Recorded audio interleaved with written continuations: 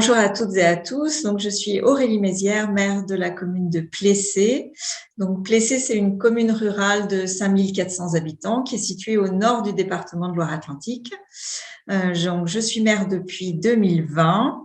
Et pour vous présenter très rapidement la commune, elle fait 104 km², donc aussi grande que Paris Intramuros, mais avec beaucoup moins de personnes. Et nous avons, c'est une commune très rurale et on a 44% de terres agricoles en bio. Voilà, ça, on en est très fiers. Merci beaucoup pour cette introduction, Madame Mézières. Est-ce que, du coup, on vous a présenté comme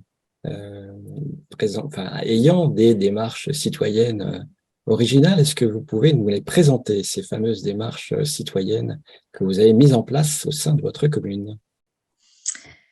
Oui, alors notre action phare, en fait, c'était vraiment de remettre l'engagement citoyen au cœur des politiques publiques avec une gouvernance partagée qui dose démocratie participative et démocratie représentative. Donc, je reviens un petit peu en arrière parce que ce projet, il a vraiment été établi sur le temps long. Tout a commencé aux élections de 2014. On a créé un collectif citoyen qui s'appelait Osons Plessé pour les élections municipales. Et donc, nous avons eu 4 élus qui ont siégé dans la minorité. Et tout au long du mandat, en fait, avec le collectif, nous avons été voir, on avait vraiment à cœur de faire de la démocratie participative, mais on a vraiment été voir ce qui se passait aussi ailleurs, dans des communes très inspirantes, qui sont bien connues dans la sphère de la démocratie participative, comme Los Angeles, Saillant, Kingersheim. Et puis l'idée, c'était de savoir comment se former, comment prendre des décisions collectives, voir des outils très concrets qui fonctionnaient. Et on a d'ailleurs mis un certain nombre de choses en place pendant le mandat d'avant, dont l'élection sans candidat pour la tête de liste des élections 2020. Donc, voilà. Ensuite, on a élaboré le programme des élections 2020 vraiment dans ce souci collectif. Donc, on a fait une douzaine de réunions à travers toute la commune avec à chaque fois une question que l'on posait, c'est-à-dire qu'on n'arrivait pas en donnant un programme préétabli. On demandait aux gens qu'est-ce que eux feraient s'ils étaient élus. En fait, voilà, c'est que feriez-vous si vous étiez élu pour la commune. Et donc, on a rassemblé toutes ces idées en 8 grandes thématiques, puisqu'à chaque fois, les gens donnaient beaucoup d'informations. Donc, on a fait 8 grandes thématiques. Et ces 8 grandes thématiques, elles nous ont permis ainsi de mettre en place tout de suite pour les élections de 2020, donc là où qu'on a gagné, de mettre en place nos outils assez rapidement, justement par ce temps long qui avait été travaillé en amont.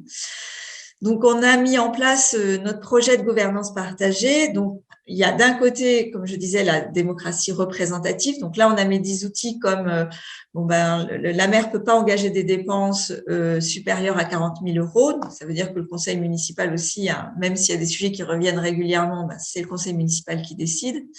On a désigné un élu au sein du conseil municipal pour devenir le gardien de la démocratie. Donc, un gardien de la démocratie, c'est l'élu qui peut être sollicité en amont du conseil municipal pour organiser un vote à bulletin secret sur un sujet. Voilà, et n'importe qui peut le solliciter en amont. Et la demande, elle est confidentielle. Comme ça, on n'est pas du tout obligé de dire qui a fait la demande.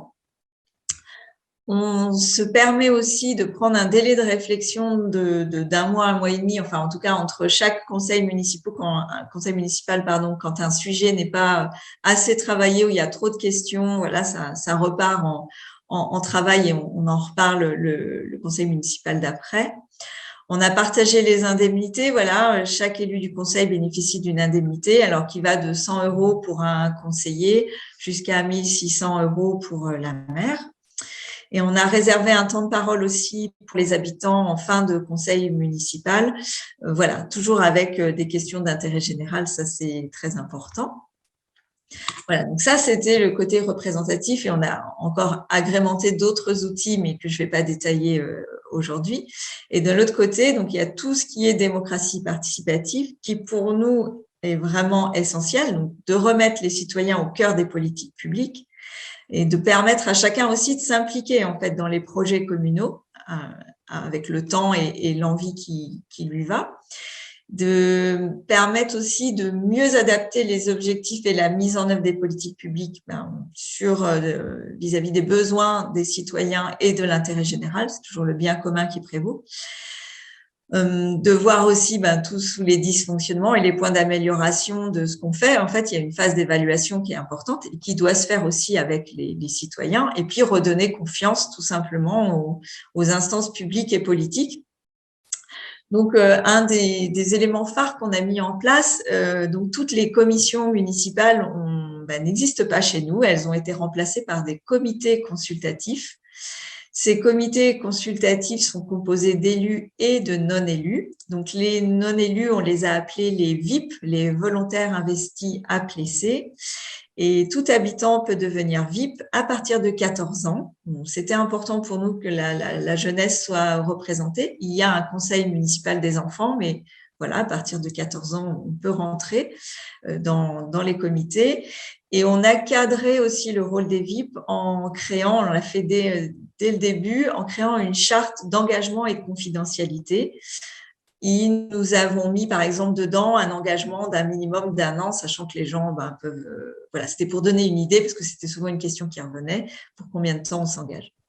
Et on a créé 8 comités. Donc, les 8 comités reviennent des 8 thématiques qui avaient été travaillées pendant la campagne, avec des comités qui sont très classiques, enfance, jeunesse, vie associative, et des comités qu'on s'est approprié des sujets qui sont pas forcément de la compétence communale, comme l'économie, qui sont plus des compétences de PCI, ou l'agriculture, parce que nous, on est une commune très rurale avec un tissu agricole très riche, et du coup, c'était important pour nous de s'occuper de ces sujets-là, même si d'autres organismes s'en occupent. L'idée, c'était d'avoir tout le monde autour de la table.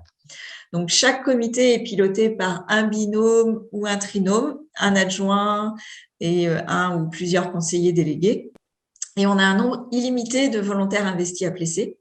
Le nombre illimité était voulu justement parce que si on limite, après il y a des gens qui peuvent plus venir et du coup, en fait, on n'est pas débordé non plus. Au contraire, les gens peuvent venir autant de temps qu'ils veulent, même si on a mis un engagement d'1 an, mais ils peuvent rester. On a encore des VIP là 3 ans après qui sont toujours avec nous. Chaque comité donc prépare les dossiers, fait des propositions en conseil municipal. Les VIP peuvent venir présenter les sujets en conseil municipal, c'est arrivé plusieurs fois, et le conseil municipal reste l'instance de décision. Merci Madame Mézières pour ce témoignage très riche et inspirant. Est-ce que vous pourriez également nous parler de la façon dont vous partagez et valorisez votre expérience?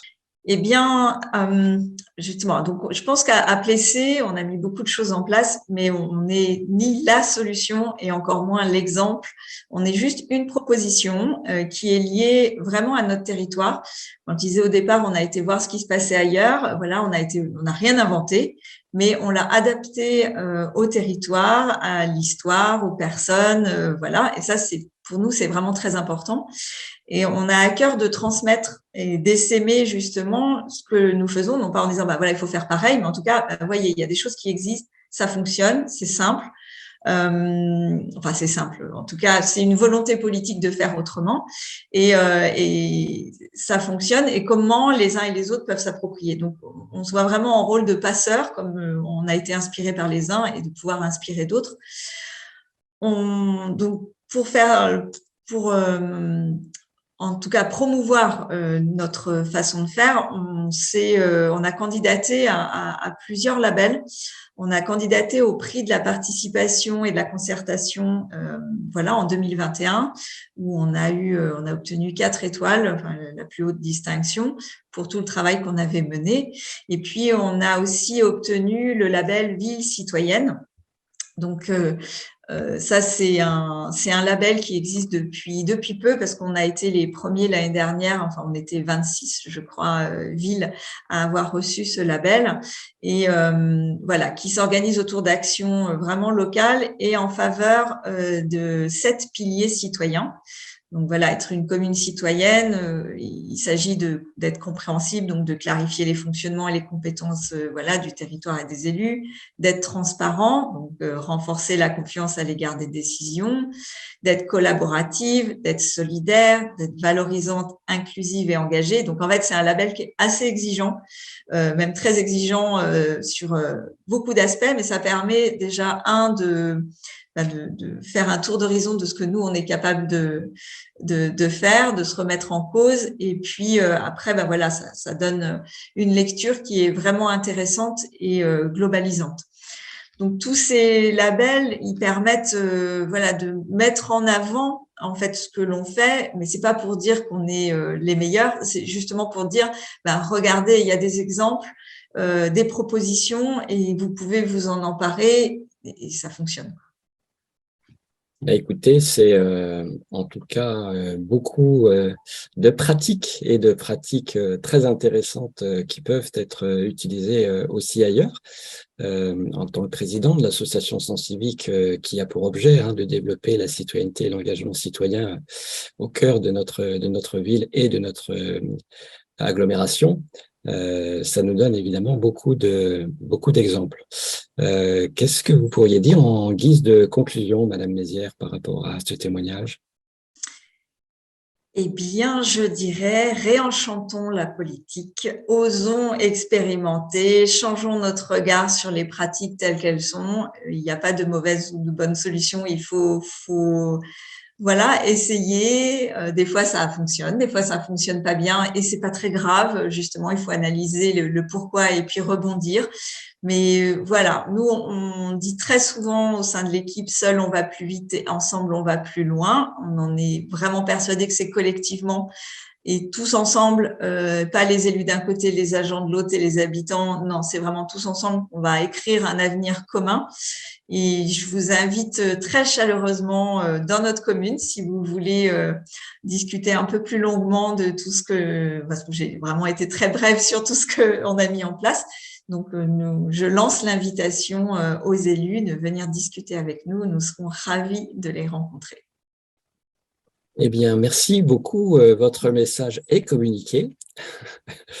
Merci beaucoup. Au plaisir de poursuivre ces liens entre les différentes communes sur des pratiques qui peuvent être enrichissantes aussi bien pour les élus que pour les citoyens et qui peuvent développer l'implication des citoyens au sein de la cité. Merci beaucoup. Merci à vous. Beaucoup.